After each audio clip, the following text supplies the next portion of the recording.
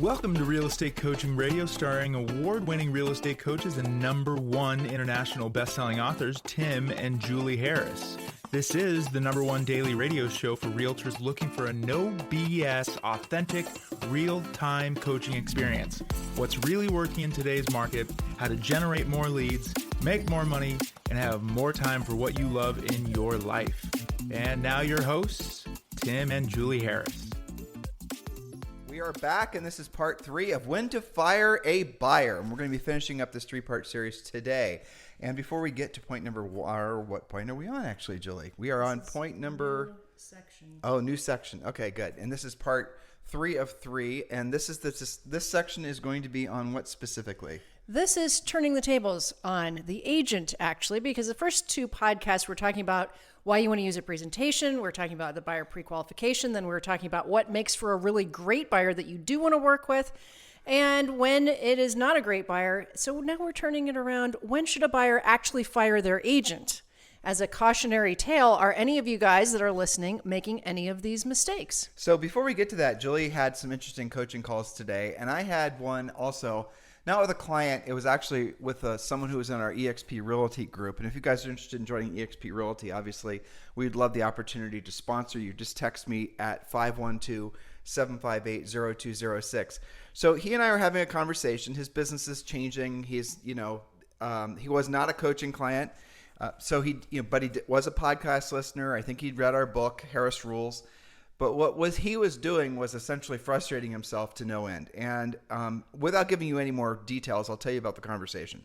So he had been in business, or has been in business for like maybe 2.5 years. And he, of course, was doing a lot of the stuff that he was led to believe would get him business, which was marketing and branding. And he was spending tons of money and tons of time on all the usual suspect, the videos, the TikToks, the thises and the other things. That's what he's spending all of his effort on. So I want to tell you guys about a series of questions that I asked him, and then I want you to listen and ask these questions, or answer these questions in your own mind. So I asked him how many deals he did last year. He hadn't done a lot. It was something like 12, or maybe it was 8, or I don't remember the exact number. But I asked what percent of those deals were buyers or sellers, and they were almost all buyers. And I asked him where he got those buyers, like what was the source of the lead. And he told me every single example was a referral from centers of influence or past clients. I think one of them, now I'm thinking about it, may have been a referral from his another agent or something like that. But none of it was from marketing and branding. None of it was from proactive lead generation. It was all basically centers of influence and past client type stuff, most of which he'd gotten passively. In other words, he'd only sort of been working his centers of influence and past client list. He called him, mailed him Christmas cards, didn't have a real system, but that was the gist of it. All right, so that's the profile of this guy. Very nice guy, really anxious to learn, really feeling the stress of seeing this changing market start to consume his ill-fated business plan, which was what I just described to you. So I asked him this question. Remember, this guy's completely mired in his head with the idea that he can market and brand his way to success. That if he does enough YouTube videos, enough other stuff, that the world's going to beat a path to his door and start throwing listing contracts on his lap and say, please come list me. That was the fantasy. That's essentially the collective lie that a lot of you guys have been believing for a long period of time. And it's going to take a market like this for you to really realize what an act of futility, not complete waste of time, but basically a complete waste of time a lot of that stuff has been. Because you will see as the easy deals go away, member centers of influence and past clients are generally speaking easy deals.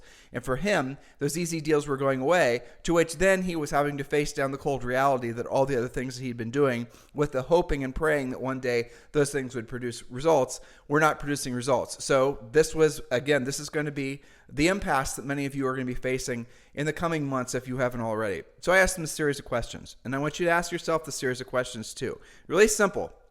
No heavy lifting here, I promise. So I asked him, so if the rest of this month, you have to list 3 listings. You have to take 3 listings. I think he'd maybe listed 1 house or something like that. So the whole concept to him was somewhat foreign, but 3 wasn't such a big number. He could wrap his mind around it. So I said, if you have to take 3 listings the rest of this month, and then you get a tax-paid check for $1 million. In other words, you will be given $1 million if between now and the end of the month you list 3 houses. And then can you do it? And he hemmed and hawed, and he said, yeah, I could do it. For $1 million, I could figure out how to take 3 listings. I could absolutely do it. Mm-hmm. I said, so how would you do it? Tell me exactly what your business plan would be to take 3 listings. And what was really kind of And this always happens. I've had conversations like this, I bet you thousands of times in one iteration or the other. But what immediately happened was the magic of what happens when you really focus your mind. It was one of Napoleon Hill's success principles. He immediately knew what to do. So he started telling me exactly what he would do.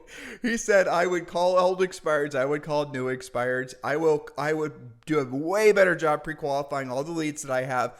I would call every single, quote unquote buyer lead, see who has houses to sell. And he basically talked for maybe a minute or maybe 90 seconds. I didn't say anything. I just listened. Because frankly, I was just so thrilled that he was having an epiphany. What he was experiencing was what people call an aha moment, and he didn't even realize it. To which I said, after he got finished, none of which, by the way, here, I don't want to spoil my punchline here. Then I said, well, why is it that when you had to take 3 listings in less than a month and you got $1 million check, right? You have all the motivation in the world and you are no longer willing to procrastinate the accomplishment of said goal, taking 3 listings. I said, why is it that you have, I don't know if you did this consciously or unconsciously, why'd you stop doing all your marketing and branding? Why is it that wasn't even on your list of the things that you would do to essentially generate 3 listings? And he started to laugh. And that was the surefire sign that someone just formed new neural pathways. Without me telling him, really, well, of course, he's a podcast listener, so he already knew. Mm-hmm. But without me having to tell him how often people waste time and money on the marketing and branding, when what they really should be doing is focusing on being proactive and going directly after the people that already have their hands in their air and say, yes, I want you to come list my house. Again, intuitively, he already knew that. And all of you know that as well. And he knew exactly what he had to do. And that was, it went from the start of our call, or was really an informal coaching session, but the start of our coaching session was him feeling really scared, maybe a little bit overwhelmed because of the changing market, fearful. And now all of a sudden he had this amazing sense of direction because he knew not only what to do, but now he just had to learn how to do it. And frankly, that's the easy part. The hard part is moving past your own ego and your resistance. And I asked him that question. I said, so you knew what to do. You knew what to say. You knew the answer, right? When I asked the question, you didn't have to think about it that long. So why aren't you doing it? And why are you doing any of it? Then he asked me, well, when do you do the marketing and branding? I said, why would you want to do the marketing branding if you're able to not without effort, obviously, if you're able to take listings when you choose to, if you can right now, every single day in every single market, get lists and lists of sellers who have to sell their houses for free. And then you just have to learn what to say to them and call them, and you follow our 7-step listing process. Why would you ever do any of the other stuff, especially since the last 18 months or 24 months of your, and again, this is me talking to him, of your own personal experience has proven what a waste of time the marketing and branding stuff is. You had no deals from your marketing and branding. Now, I'll tell you on an aside, what a lot of you guys will do is you'll rationalize that the marketing and branding is working. So I'll ask the question, how many deals did you do last year? And you'll say, I did 10. Where does 10 come from? Well, my Facebook ads or my Instagram followers or my this or the other thing. Because that is maybe they happen to be followers of yours. Or maybe they messaged you through Instagram. But that's not the reason that they called you. The reason they called you is because someone referred you to them. Or them to you, rather. The reason they called you is maybe because you had some sort of social or familial connection. They just happened to message you through one of those socials. You are not asking the secondary question or even the first question, why did you call me I really sincerely appreciate the opportunity to be of service to you and your family. Why is it that you chose me to do so? And then you'll often hear them say, well, it's because you helped my neighbor or because so-and-so or this, the other thing. It's not for the reasons that you guys have been told. And that's the shocking part. And it was the shocking part to him. And it took the pain of being frustrated, of realizing that a lot of by the way, centers of influence in past client business has a tendency to dry up the fastest in a shifting market. So you ought to be aware of that as well. And that is just a simple fact. Centers of influence in past client systems that's the first thing we want you to learn, but you can't stop your learning at just that. Otherwise, a shifting market, like what we're experiencing again, is going to leave you leadless. And so you really got to be conscientious of that. So I'm only sharing this with all of you because you guys got to understand Julie and I's approach and our real mindset about the real estate business comes from actually having sold thousands of homes ourselves, but more importantly, having had hundreds of thousands of actual coaching calls over 20 years and through many, many different markets. It's not just because we have an opinion I suppose that is an opinion, but it's definitely not just an opinion in the sense that it's not experienced opinion. It's from having actually done it and having helped a lot of other people do it at the high level. Now, with that said, is there a place for marketing and branding and all that stuff? Yes, perhaps, but it's optional. The other stuff isn't. You guys are doing the optional stuff because it's easier and it requires no skill, to which goes back to the question I asked him. So if you knew that you have to be proactive in your lead generation efforts and what you're looking for is on the other side of, essentially doing what you don't want to do and you don't want to do at the highest level, why would you do the other stuff? And he was, again, very, he was to the point where he wasn't going to mess around in his head anymore and make excuses. He said, because I don't know what to say, because I'm fearful of rejection. Those weren't his words, those were mine, but that's the essence of what he said. And so, well, if you could move past those emotions and know what to say, knowledge equals confidence, ignorance equals fear, how much better would you feel? How much better would you feel knowing every single day you can wake up and you can choose to set a listing appointment. You can choose to pre-qualify the seller. You can then go on that listing appointment. And oftentimes that one transaction from listing that house will result in at least 2 to maybe even 5 other deals that buyer or the sellers become buyers, you double in the listing, all kinds of different ancillary business comes from taking a listing. You don't get that on the buyer side of a transaction, guys. If you're lucky, you get repeat business when they put it for sale and you might get a referral. But listings are the absolute tree of your real estate business to which all other fruit blossoms. That's right. I had a coaching call today with one of our great elite coaching clients who had an open house last weekend, followed all the open house protocol for not just, we were joking how your average agent will say, I'm going to go sit in open house. Really? Well, you're just going to sit there, right? So no, she instead did all of the things that we coach to actually monetize an open house. And between last weekend and today's coaching call, she took not 1, but 2 additional listings in that same neighborhood already. Probably at least one of those will sell this weekend. Do you remember the name of this agent? One of my Susans. Well, then give her Sue, credit. I'm pretty sure this one was Sue Erdman in Wisconsin. All right, so Sue Erdman, congratulations and good job for following the system and actually getting the results that you deserve because you've actually, followed the system. So listen, guys, the system is Premier Coaching, and every single one of you can join Premier Coaching right now 100% for free. You can join Premier Coaching for free, no strings attached, 0 risk to you, and yes, you get everything that's included in level 1, but you also get a daily semi-private coaching call. Over the next 30 days, every single day, work day, you will have a daily semi-private coaching session with one of our Harris certified coaches. This is what you need in this marketplace. You can go to YouTube, guys, and you can learn from a dozen different, fake YouTube coaches about how to do social media marketing and branding. The world is awash with people trying to tell you to do more social media branding and marketing. But I want you to be the guy I was talking to on the phone, and I want you to answer the question. If you had to take 30 listings in the, basically the next 30 days or less, 3 listings rather in the next 30 days or less, how would you do it? It wouldn't be making more YouTube videos, would it? It would be, picking up the phone. It would be having real conversations, real consequential conversations with actual people who said, yes, I have a house to sell. This is the fallacy of marketing and branding in the real estate business. Here it is. I want you to just think about this. If you guys opened up a pie shop, it's called Paul's Pies. Paul's Pies. Okay, Paul's Pies, right? So Paul's going to open up a pie shop. That's his dream.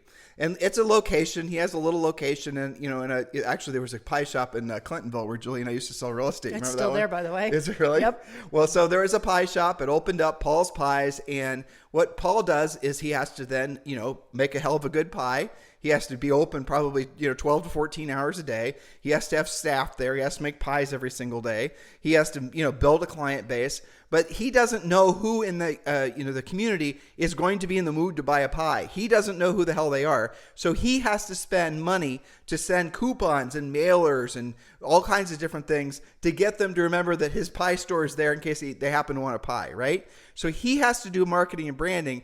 Now, he has a good location, so probably at this point he's got enough repeat customers that he doesn't have to do a lot of it. But he is going to have to let the world know, I am Paul, I have pies, my pies kick ass, come buy a pie. Got it? You guys do not have that problem because your customers already self-identify. I want you to now think back to Paul's Pies. Now, Paul opens up his pie business, and Paul happens to know every single person in all the surrounding communities where he sells pies who wants to buy a pie from him on a regular basis. So every single day, Paul wakes up and he gets a list of the 47 people or whatever that want to buy a pie. He then calls said, potential pie purchasers. That's a lot of P's. And he says, what flavor pie would you like, please? That's right. In fact, How would you like to pay for your pie purchase? Well, some of those pie customers actually have a sign in their yard saying, "I need pie. I'm hungry for pie. And here's my phone number." Well, I mean, you guys get it. So that's the difference. So Paul has to run ads and doing marketing and branding to basically make the world know that he's there and he's ready to do business. You guys don't have to do any of that. You can go directly after the people that already have their hands in the air and say, yes, I want to sell my house. Why do we always suggest you drill down on listings first? And that we're the only ones that are telling you guys this. I know that. It's because when you take a listing, you'll do multiple transactions off that listing. When you take a listing, you have leverage. When you have listing, you have a real business. Every one of you intuitively know this. Would you rather have 5 listings or would you rather have 20 buyers? Every single one of you would rather have 5 listings because you know that's at least 5 paychecks, probably more like 10. Where there's 20 buyers, which are you going to have? Where are you going to have more time and frustration and probably ultimately far less net profit on the buyer side of the transaction? There's nothing wrong with buyers. Obviously, it takes buyers to make the real estate world go around. But at the end of the day, if you have to focus your energies on really becoming the best at one thing, that one thing should be becoming a listing agent. And the quickest way for you guys to get there is become Premier coaching clients. And again, it's free. All you've got to do is text the word Premier to 47372. Text the word Premier to 47372. If you're outside of the continental United States, you can just go to members.timandjulieharris.com. It's members.timandjulieharris.com, and you can enroll into Premier Coaching for free. Do that now, and this is going to be your pathway forward. Don't do what most people do, unfortunately. They wait too long to learn what they should have been learning maybe 6 months before. You guys got to get ahead of the curve. The market's not going to slow down in terms of these changes. Now I'm seeing everyone basically say we're in a recession, or it's going to be, a recession in the first quarter of next year, or the next 6 months or 12 months or whatever. There's point being is there's more headwinds that are coming our way in the economy. So you have got to learn what's necessary so that you can be incredibly successful because of this market. You can thrive in this market. You don't have to suffer in this market. You can thrive because of this market. Text the word Premier to 47372. Text the word Premier to 47372. Remember, message and data rates may apply. All right, Julie Harris. Yes, on to the third part of talking about buyers. Parts 1 and 2, we discussed, again, on the past 2 podcasts, how and why to use your buyer presentation and buyer pre-qualification scripts. We've discussed the specifics of what makes for a good buyer relationship between you and your buyer clients. But today, as promised, we're turning the tables on you, the agent or broker. When should a buyer actually fire you? This is all about accountability, skill, and professionalism. So look at this list. I think there's only 5 things here as reasons that your relationship might come into jeopardy, especially when you're working with the most motivated and qualified buyer clients. So point number 1, again, this is why the buyer should fire you. Your buyer should fire you if you've lost more than 3 offers and have not changed your strategy. Clearly, you are doing something that isn't working. Most buyers will give up on an agent after 2 or 3 tries.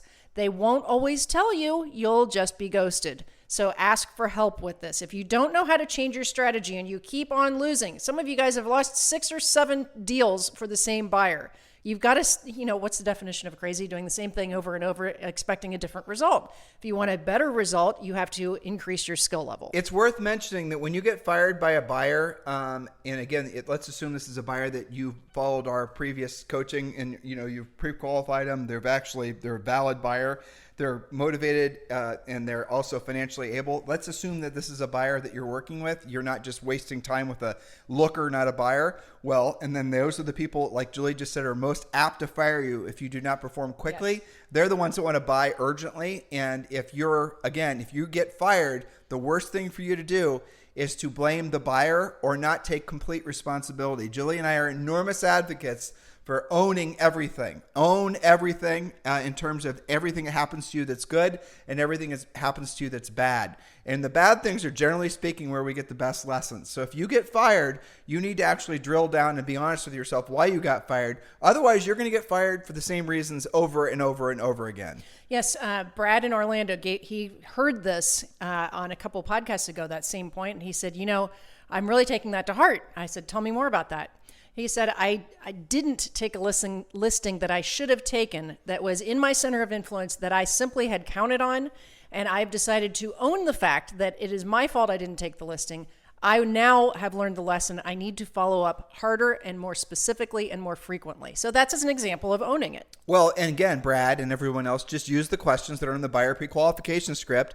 Then you don't have to feel like you're being too pushy. Then you don't have to feel like you're being inauthentic. Then you don't have to worry about what you're saying or how you're going to say it. Then you don't have to worry about what you're going to say next or what you're going to say when they say this. It's all right there for you when you use our pre-qualification scripts. And yes, that's included with Premier Coaching. And yes, you can join Premier Coaching for free. Just text the word Premier to 47372. Point number 2, Julie. Point number 2, your buyer should fire you if they're more motivated than you are. If they're the ones begging to see a specific new listing versus you finding what they want and getting them to see it ASAP, they are more motivated than you are. It is not their job to do your job. Let me give a good example of that. I'm on a coaching call yesterday, and these guys are working with, I'm not making these numbers up, a buyer. This is the buyer's qualifications. This is in LA, up to 35 million. And the requirement is that it has to have a legal regulation golf course, or I'm sorry, tennis court. Tennis court. Thank you. You can tell I'm very athletic. Very sporty. Yes, exactly. I'm very sporty. And the tennis court itself has to be secluded so they can leave the lights on and they can play whenever the heck they want to, and the neighbors won't get pissy because the bright lights are on while they play tennis. And evidently, yes, this guy is a professionally ranked tennis player. All right, so there's the story. So what are these guys doing? They did a couple of things that were on their own, which were good. From previous coaching calls, I said, go to old expireds, find out any expireds that basically included the word tennis anywhere in the description. They did that, and they found a couple listings. Then I said, why don't you do this? Why don't you go back into the MLS, and there's systems that'll do this for you, and for like maybe 10 years or 5 years, and do the same search. Find a list of the properties, and then obviously houses at this caliber are going to be in specific neighborhoods. So these buyers were not just looking for kind of a weirdo house with a weirdo lot, but they're also looking at specific communities that could support a house in that price range, right? You guys with me on this? So I asked them to do the same thing. Go back in the MLS, do a search for this, Beverly Hills, all these nice, posh areas in and around LA. And I said, do this search and do a search of listings or homes that have sold in the last, maybe 10 years that have included the word tennis in their description. Create a database of all those homes that basically these aren't listings. These are owned properties.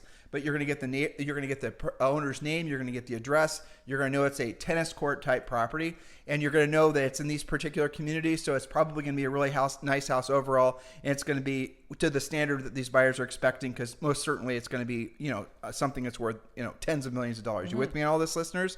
And then I told them, get that list, and then there's services that I suggested they use, and I want you to handwrite to the seller on very nice stationery essentially a nice letter asking if they'd be interested in selling, saying that you've got somebody that's very fascinated specifically with tennis court properties, and your house might be your house, Mr. Potential Seller, might be a match for what they're looking for. And then that was their homework, and I want you to mail all these letters. I'm sure there won't be that many houses that meet the criteria. I'll be surprised, truthfully, if there's even 50, but I'd be shocked if they didn't get at least 5 or 10 listing leads from the idea I just gave to you guys. And that will absolutely happen. And there are services out there, there's 2 or 3 of them, where they will, I don't know how to describe this if you're not familiar with it, but basically you can have a handwritten card. You have to put in the words. You have to put into the, key into your computer what the words are, but then it takes a Mont Blanc pen, fountain pen, and then it writes in what would be, looks like a handwritten, it's not calligraphy, but it's actually looking like a real handwritten card. And in this case, it's a fold-over card, and then it's signed off on it. It looks like somebody nicely done. And the envelope is the same way. I think it's Send Out Cards that does that. No, it's not. Oh, there's okay. 2 other companies. Send Out Cards. Nice. They do the bulk cheap stuff. Ah, okay. Yeah, this is something that, Julie, you get. I've gotten these in the mail from coaching clients, where basically you open it up and it looks like someone hand wrote it. It literally looks handwritten, beautiful, and it's there's even it's not even perfect. It doesn't look like it's fake. It looks like it's a mixture. Like you'd respond to it, kind of nice. A mixture between a doctor's handwriting and somebody who's a professional calligrapher. So it's not like super fancy that you can't automatically discern that it was essentially done by a computer. So that's what they're going to do. How much do these cost each? I think like $2.50. So that's what they're going to do. They're targeting the people that have tennis court properties. They're going to direct mail them. And each of these properties are probably going to be worth, I'm going to guess, $15 to $20 million at least. And I guarantee you they're going to get 5 listing leads from that at least. Think how much money that's going to be. And their marketplace is you're talking about every one of those listings is probably going to be $250,000 to $300,000 each from that one idea. Yes, that's called being proactive. Well, exactly. And then I said, make sure you go and tell the buyers, that you're doing this. Make sure you make it very clear to the buyers that you're actually going out of your way. And this is what you've done. You've identified, these homeowners that might be potential sellers that have properties that might meet your criteria. And I'm actually taking the time. We're handwriting, nice cards, and we're mailing them out. You guys get it? This is what the difference is. This is the difference between being a professional and being a hack. And in a market like this, when you apply skills like what I just said and ideas like what I just said, and this is the reason people sign up for coaching, you get an unfair advantage versus what so many of you are going to do, think you're supposed to do. You're going to make a bunch of YouTube videos of you dancing around on TikTok or whatever, and you're going to be shocked and surprised when nobody actually gives a rat's ass other than you and your mom and your cat that you created this video. You're not going to get business from stuff like that, guys. You're just fooling yourselves into believing that you will. Now, you might have somebody who is going to do business with you in the first place actually watch one of these things because maybe they follow you on Instagram or whatever, but do not conflate the two. The one thing results in you taking a listing and making money. The other thing is basically what you should be seeing as what it is a hobby. It's basically something you do as a distraction from doing the real work. That's right, and not required. Okay, so point number 2 to Tim's point in his story was your buyers should fire you if they are more motivated than you are, if they're working harder to find their house than you are. Point number 3, your buyer should fire you if you are unable to answer their questions within a reasonable time frame. And that probably should have said unable or unwilling to answer their questions within a reasonable time frame. Analytical and amiable clients tend to have more questions and take more time in their decision-making process. If you're not fulfilling their information requests and their second showing requests, information on utilities or property lines, whatever, you might not be a good fit. Are they being too demanding, or are you just being non-versatile or impatient? Or more importantly, do you just not know how to answer their questions and you're kind of giving them fibs because you don't know the answers to the questions because you haven't actually gotten your skills on? And this is, all of you do this anyway, or most of you maybe want to think about doing it this way.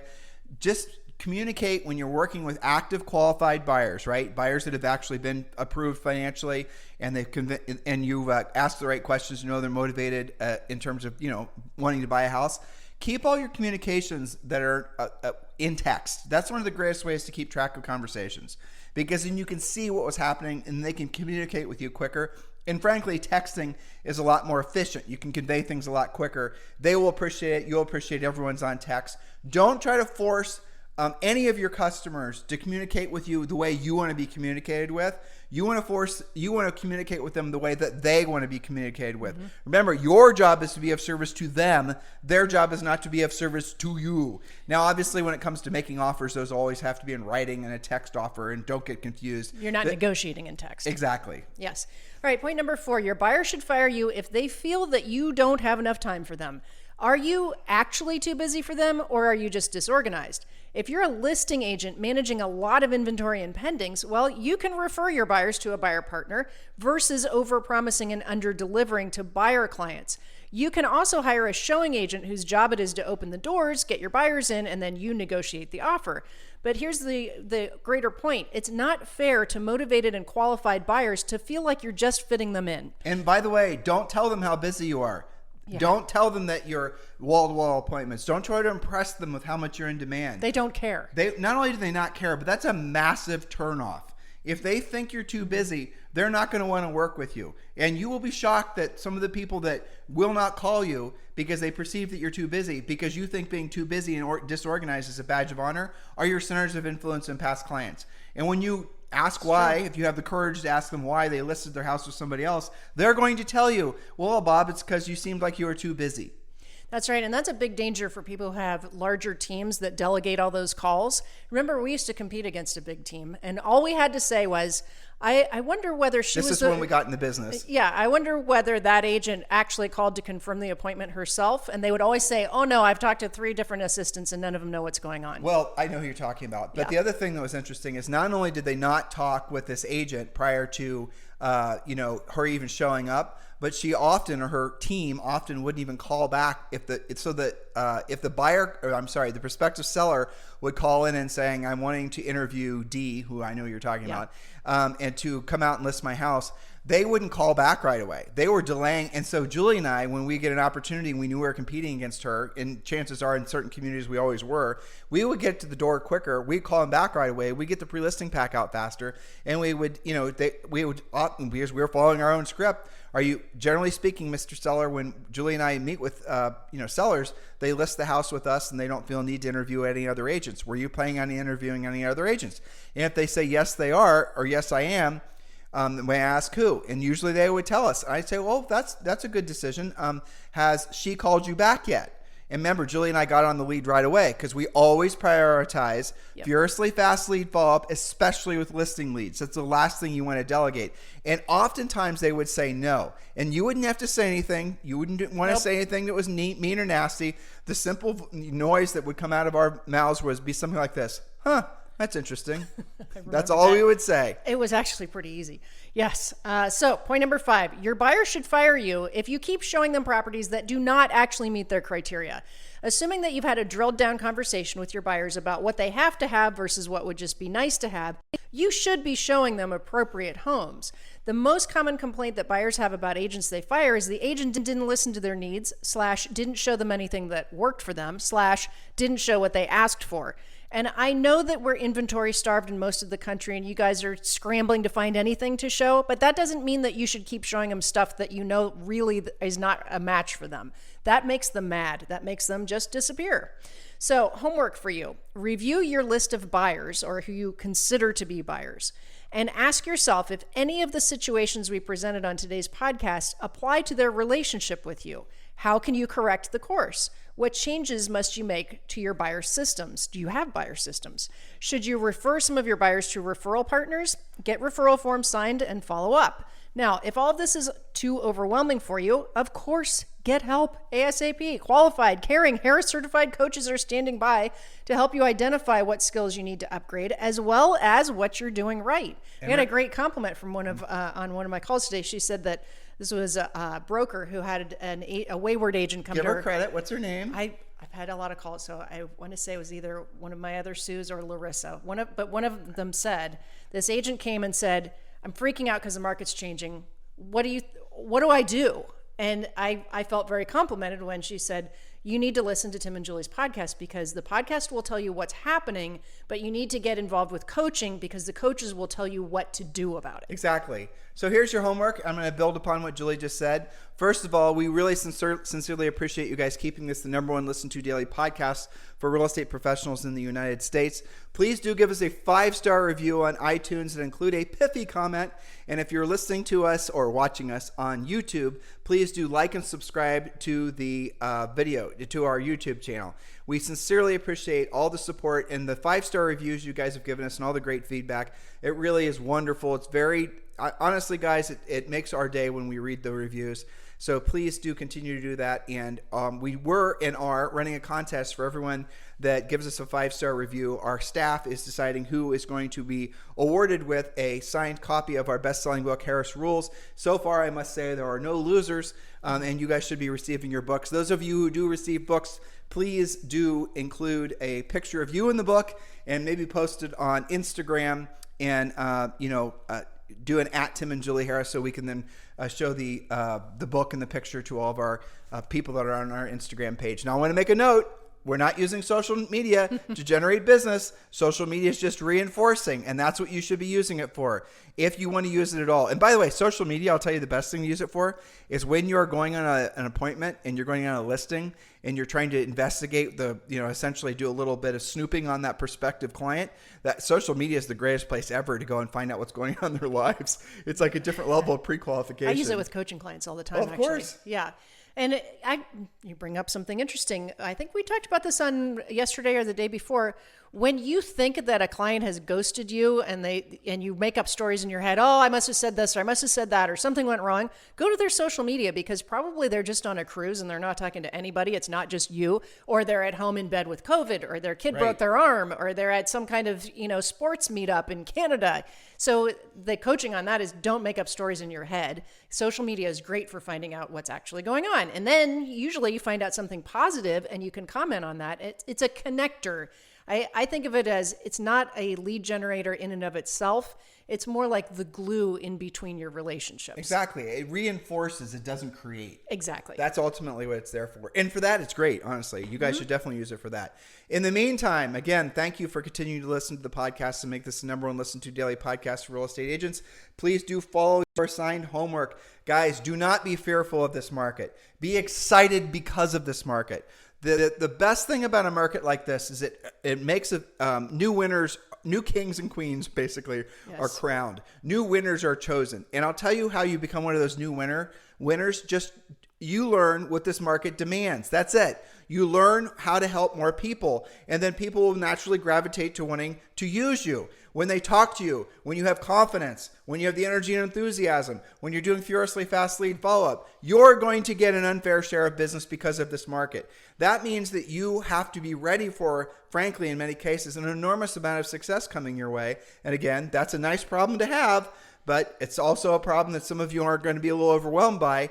And again, that leans back into coaching. It's about organizing. It's about setting the expectation that you can have ever increasing levels of success through your whole life, not peaks and valleys. And that's my fear for many of you. You're setting yourselves up, knowingly or unknowing, for a very, very, very, very deep, long-lasting valley. And we saw this happen in the last real estate crash.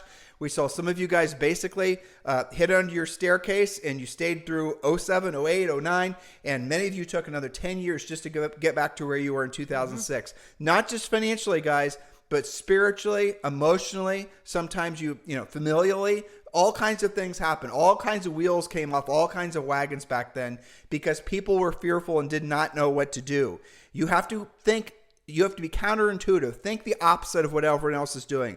If everyone else is being fearful, as Warren Buffett says, be greedy. If everyone else is being, essentially greedy, you need to be a little bit fearful. We're in the intermediate stage where people are sort of, accepting the fact this inflation is long term, accepting the fact that we're entering to this new phase of the economy, accepting the fact that there's, no real known outcome to what we're going to be dealing with. There's three options: short recession, medium length recession. So short recession, 2 or 3 months. Long-term recession, 6 to 12 months. Longer-term recession, 12 months or longer, years. Last recession that was similar to this, though this is frankly much more dire, lasted 10 years. And now call it what you will. That was from 1971 to 1981. That's how long it took for the inflation to essentially basically all the pitfalls and the peaks and the valleys of this inflationary cycle that happened all the way back then. 50 years ago, we're experiencing the same thing now. Same thing could very well happen.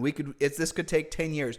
Does not matter, because you happen to be in the right place at the right time. You are selling something that everybody needs. Now you just got to get the right skills along with the mindset, and then you're going to be bulletproof, guys. You will be successful because of this market. That's right. One of the things I read this morning was, I can't remember, it might have been Inman, somewhere online. They were talking about the difference between agents who are already making changes versus agents who don't even know that there's a change going on. And the example was made that there are still, the reason we're seeing more expireds is that inexperienced agents are still rejecting and being insulted when they get an offer, which oftentimes now is their only offer, for anything less than list price. Oh my gosh, we don't even want to counter that, right? So what's happening? Then they don't get another offer. Then they're afraid to do a price reduction. It expires, okay? Versus our more experienced agents and maybe less experienced agents that are simply coachable. And they're saying, you know what? I'm going to follow something I heard on a Tim and Julie podcast that was counter everything. Don't be insulted. I actually used that script with, maybe it was Chris Leon, I think, in Chicago. He got something that was lower, and we talked about, well, don't be mad at that person. Remember this script? We haven't used this in years. Don't be mad at that person. Be mad at the 10 other people that saw the property that didn't even like it enough to make an offer. Exactly. It's been like a long time since we needed to use that in coaching, right? Yeah. And so counter everything. And those agents, those of you who are doing that and keeping the deal alive, yeah, it's going to sell for less than list, but you're the reason that it's selling, and coaching your sellers to take, what the market is telling you that it's worth, right? And still getting those properties in contract. That is one of the clear differences this early on in a shift between agents that are coachable and agents that don't even know what's going on. If you're not excited, if you're not motivated, if you're not optimistic, it's because something inside your heart, inside your soul, inside your mind is telling you that you're not ready. If you are feeling not ready, it's because you're not ready. right? You know this is true. We have made it simple for you. Premier Coaching has never been free. We're giving you immediate access to Premier Coaching. You know, Premier Coaching is arguably the nation's #1 selling coaching program. You can join right now. Simply text the word Premier to 47372. Remember, message and data rates may apply. You guys have a fantastic day. We'll talk with you on the show tomorrow. This podcast is a part of the C-Suite Radio Network.